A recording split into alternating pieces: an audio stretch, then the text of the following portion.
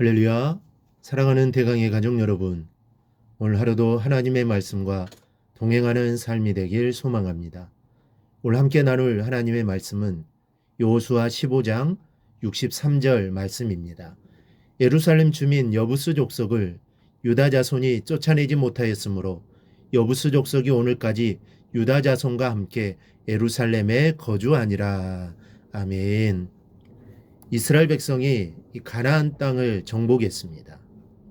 그 옛날 아브라함에게 하나님이 약속하셨던 그 땅을 이제 많은 세월이 흘렸지만 우여곡절 끝에 정복한 것입니다. 그러나 이 가나안 땅을 완전히 정복하지는 못했습니다. 그 상태에서 이 전쟁을 끝내게 됩니다. 그리고 이스라엘 각 지파별로 기업을 나눌 때에는 아직 정복하지 않은 땅도 이 분배를 해 주었습니다. 정복한 땅만을 분배해 준 것이 아니라 앞으로 정복해야 할 땅도 분배해 주었던 것입니다. 이 본문으로 돌아가 보면 유다 지파가 얻은 기업에 대해 기록하고 있습니다. 20절에서 62절까지 이 유다 지파가 받은 성읍들을 나열하고 있습니다. 그것을 정리해 보면 이렇습니다. 에돔과 경계한 남방 지역이 38개 성읍이고 이 세펠라라 불리는 평지에서 40개 성읍, 산지에서 36개 성읍, 광야 지역에서 6개 성읍 등 모두 120여 개의 성읍과 주변 촌락들을 기업으로 차지했습니다. 이것은 아주 굉장한 영역입니다. 넓고 비옥한 토지를 차지한 것은 유다 지파가 실질적인 장자 지파로서 축복을 누리게 된 것을 보여주고 있습니다. 그럼에도 불구하고 오늘 본문은 유다 지파가 하나님 말씀에 순종하지 않은 부분을 그냥 관가하지 않고 있습니다. 63절을 다시 보면 예루살렘 주민 여부스 족속을 유다 자손이 쫓아내지 못하였으므로 여부스 족속이 오늘까지 유다 자손과 함께 예루살렘에 거주하니라. 하나님의 명령은 가나안 족속을 모두 진멸시키라는 것이었습니다. 그런데 이스라엘은 그 말씀을 순종하지 못했습니다. 유다 자손이 여부스 사람을 쫓아내지 못하였다고 했습니다. 이 말씀에서 우리는 몇 가지 귀한 교훈을 얻습니다. 먼저는 다윗 시대에 이르러서야 그 땅을 완전히 점령하게 됩니다. 이스라엘 백성이 남겨두었던 이 가나안 족속들은 다윗 시대에 이르러서야 완전히 점령을 당하게 됩니다. 이는 하나님의 약속은 반드시 이루어진다는 사실을 입증해주고 있습니다. 가나안 족속을 완전히 점령하기에 가장 쉬웠던 때는 가나안 정벌 전쟁을 펼칠 때였습니다. 그때 이스라엘은 천하무적이었습니다. 이스라엘의 기세에 온 천하가 떨고 있었던 때입니다. 그냥 밀고 들어가면 모두 끝나는 것이었습니다. 남겨두었던 족속들은 별것이 아니었습니다. 강한 족속들, 이스라엘을 대적할 만한 족속들은 이미 점령당한 상태였습니다. 그런데 이스라엘은 일부 족속을 남겨두었습니다.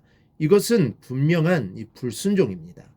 이로 인해 세월이 흘러 다윗의 시대에 천하 통일이 이루어진 것입니다. 비록 뒤늦게 통일의 시대를 맞이하였지만 가나안에 대한 하나님의 약속이 완전히 성취된 것입니다. 여러분, 하나님의 약속은 반드시 성취되고 이루어지는 것을 믿으시기 바랍니다. 하나님의 약속은 1.1획도 변치 않는 불변의 진리인 것입니다. 하나님은 아브라함에게 약속을 하셨습니다.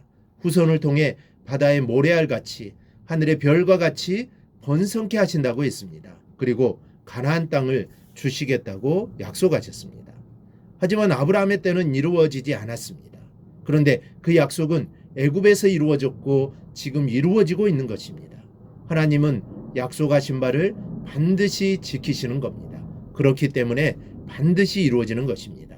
또 하나는 이 남겨둔 자들은 이스라엘을 괴롭히는 가시가 되었습니다.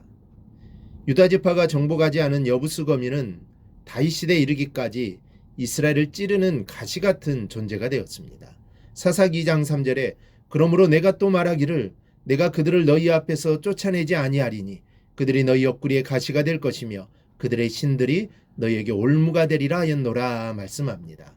옆구리를 찌르는 가시가 된 것입니다. 이는 죄의 요소를 완전히 제거하지 않으면 결국 우리를 찌르는 가시가 될 것을 보여주고 있습니다. 여러분, 죄의 요소들은 과감하게 버려야 합니다. 그렇지 않으면 이것은 내 평생의 나를 찌르고 괴롭히는 가시가 될 것입니다. 이 사실을 잊지 않기를 바랍니다.